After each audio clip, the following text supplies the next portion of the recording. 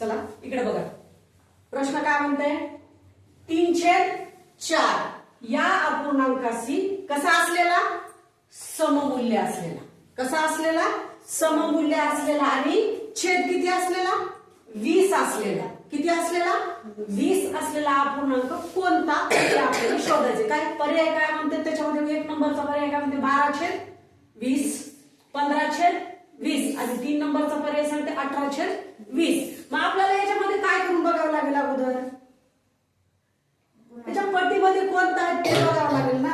ठीक आहे, मग आपण चला घेऊ कोणता पर्याय याच्यामध्ये बघू, आपण बघू 12 घेऊन बघू अगोदर येते का.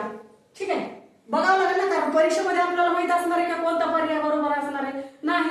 मग आपण काय करावं लागेल, एक तर इकडून सुरू करावं लागेल किंवा इकडून सुरू करावं लागेल. मग आपण अगोदर पहिल्यांदा काय करू, इकडूनच सुरुवात करूया, है की नाही, जय गणेश इकडूनच. चला बघा, 3 ला किती गुण गुणल्यानंतर 12 येईल, 3 ला किती गुणल्यानंतर 12 येईल, 4. 4 गुणल्यानंतर. बरं आपण गुणू मग, 12/20 आहे ना, आपल्याला 12/20 काढायचं, येते का बघू आपण. 4 गुणिले 4, ठीक आहे. मग आलं का, 12 आलं, पण खाली किती आले, 16 आले, आलं का मग नाही. मग काय झालं, चुकलं आपला पर्याय तर गेला. ठीक आहे, मग आता नंबर 2 चा पर्याय घेऊन बघू. काय नंबर 2 चा पर्याय आता इथं 15/20. मग आता 3 ला किती न गुणल्यानंतर 15 येईल बघा, बघा बरं, 5 न गुणल्यानंतर 3 गुणिले 5.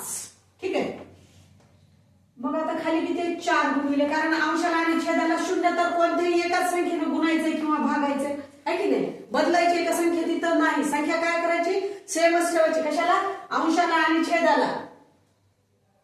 काय म्हणायचं मग, अंशाला काय म्हणायचं इंग्रजीतून, न्यूमरेटर आणि छेदाला डिनॉमिनेटर. डिनॉमिनेटर. ठीक, चालतं.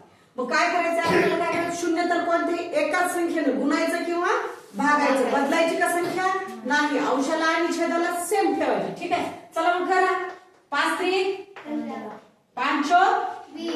मग आपल्याला काय सांगितलं होतं त्यांनी, 3/4 या अपूर्णांकाशी कसा असलेला, सममूल्य असलेला व छेद 20 असलेला अपूर्णांक काय म्हणलं होतं, शोधा. शोधला का, भेटला. कसा, छेद किती आहे, 20 आहे आणि सममूल्य आहे, 3 असे सममूल्य आहे की नाही.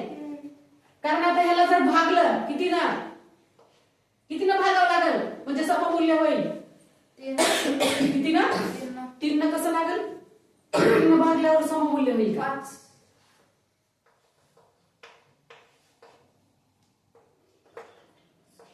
5×3 5×4 आलं का सममूल्य, झालं छेद 20, छेद 20 झाला, सममूल्य आलं. ठीक आहे, डन डन. समजून घ्या, असेच गणित परीक्षेमध्ये पर्यायानुसारच करायचे. ठीक आहे, कळलं. हा.